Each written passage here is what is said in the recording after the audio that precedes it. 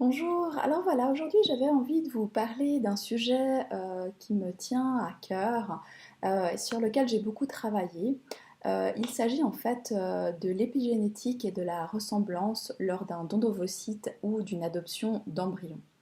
En effet, je travaille beaucoup avec des couples qui malheureusement doivent avoir recours au don d'ovocytes ou à l'adoption d'embryons. Et le sujet qui revient très souvent, c'est la ressemblance et la peur de ne pas ressembler à son enfant lorsqu'on ne partage pas ses gènes.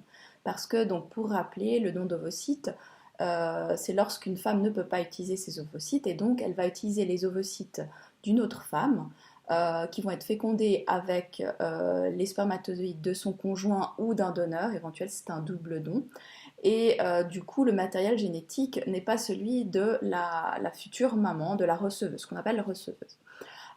Il peut aussi y avoir la même chose lors d'une adoption d'embryon. Alors là, c'est lorsque les deux personnes du couple ne peuvent pas utiliser leurs gamètes, donc les spermatozoïdes et les ovocytes, ou alors lorsqu'il s'agit d'une femme seule. On parle alors d'adoption d'embryon et dans ce cas-là, aucun des parents ou la mère seule ne partagera sa génétique avec l'enfant. Alors vient la question de la ressemblance.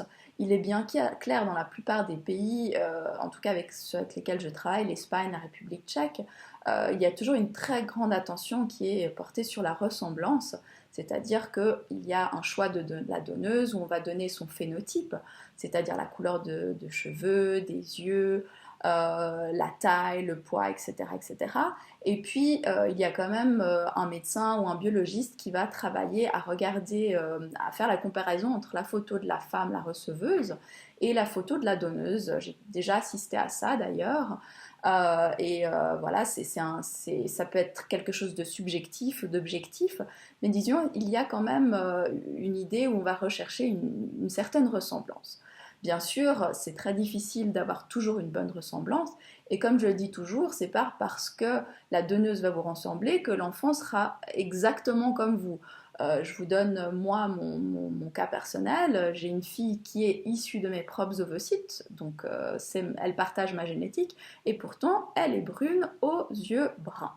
Donc voilà, donc pour dire, et pourtant c'est bien ma fille, et voilà, elle me ressemble pas forcément, mais voilà, l'amour que j'ai pour elle est très profond, et le même amour sera là pour les personnes qui auront eu un don d'ovocytes ou une adoption d'embryon. Là est pas la question. Évidemment, il y a toujours un amour et le désir de transmettre. Moi, ce dont je voulais vous parler aujourd'hui, c'est l'épigénétique.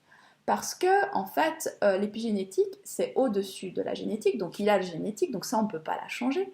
Par contre, l'épigénétique, c'est quelque chose qu'on peut changer. En fait, dans nos gènes, il y a certaines parties qui peuvent, on va parler comme c'est comme un interrupteur, je vais un peu simplifier les choses, et en fait, on va éteindre ou allumer une partie des gènes, l'expression des gènes, afin de pouvoir un petit peu donner quelque chose à son enfant. C'est-à-dire que si on mettait une même cellule, admettons qu'on puisse le faire, dans le corps de deux femmes différentes, l'enfant serait totalement différent parce que le fait que la femme porte l'enfant en elle, ce qu'elle fait, ses habitudes alimentaires, comment elle va se sentir pendant la grossesse, comment est sa famille, comment sont ses attitudes, vont influencer en fait l'épigénétique, vont allumer et éteindre certaines parties de gènes qui vont faire finalement une certaine ressemblance avec son enfant lorsqu'il va naître. Et puis l'épigénétique ne s'arrête pas là tout de suite, puisque après la naissance, l'enfant, on sait d'ailleurs que les têtes des nouveau-nés sont très fragiles parce que l'enfant est très modulable et va prendre les expressions de ses parents. Alors ça peut être des mimiques, mais ça peut être aussi des expressions faciales. Et à ce moment-là, donc, les enfants vont vraiment commencer à ressembler à leurs parents. Et en tout cas, c'est frappant parce que dans mon activité, je vois beaucoup de photos d'enfants qui sont issus de parents enfin, qui ne portent pas leurs gènes, avec lesquels ils n'ont pas des gènes en commun. Et pourtant, la ressemblance, enfin, elle est frappante. Et même d'ailleurs, mes clients me disent on est toujours un petit peu embêté lorsque la famille qui n'est pas au courant nous dit oh, mais qu'est-ce qui te ressemble, c'est incroyable. Et pourtant, voilà, donc ça c'est une grosse preuve. Et puis je voulais aussi mentionner un cas qui m'est arrivé dans ma vie personnelle, puisque l'épigénétique donc n'est pas seulement l'échange dans le corps de la mère, mais aussi peut avoir lieu lors d'une adoption classique, c'est-à-dire lorsqu'on adopte un enfant sans vraiment, où il y a même pas, la femme ne va pas porter l'enfant dans son ventre, donc une adoption classique, on va chercher un enfant dans un orphelinat ou voilà, on va adopter un enfant.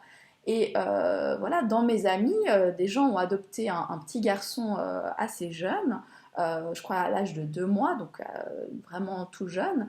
Et puis là, j'ai vu des photos récemment de cet enfant à 5 mois. Et voilà, j'ai été frappée de la ressemblance avec ses parents. Vraiment, c'était... Enfin, j'ai dû l'exprimer parce que c'était tellement fou la ressemblance. Et pourtant, ils ne partagent pas de gènes. Donc voilà, c'était juste pour vous dire, vous qui devez avoir peut-être recours au don d'ovocytes ou y penser, ou peut-être être enceinte d'un don d'ovocytes ou d'un don d'embryon, et puis vous vous faites du souci. Vraiment, alors je peux comprendre, c'est clair que, comme disait quelqu'un, c'est une partie qu'on ne peut pas maîtriser, puisque évidemment, bah, souvent le don est anonyme, donc on ne peut pas savoir qui est choisi, on doit laisser en fait le médecin choisir, on doit laisser les autres choisir, mais finalement même si il choisit, enfin voilà, il choisit, mais c'est finalement vous qui influencez le tout. Que l'enfant soit dans votre ventre, que vous le portiez, ou même après coup. Donc voilà, donc c'était pour vous dire, donc si vous avez des questions, n'hésitez pas à revenir vers moi pour me les poser. Je suis toujours disponible pour vous répondre et puis pour vous accompagner dans le chemin du don d'ovocytes ou de l'adoption d'embryons. Alors à très bientôt pour un autre sujet.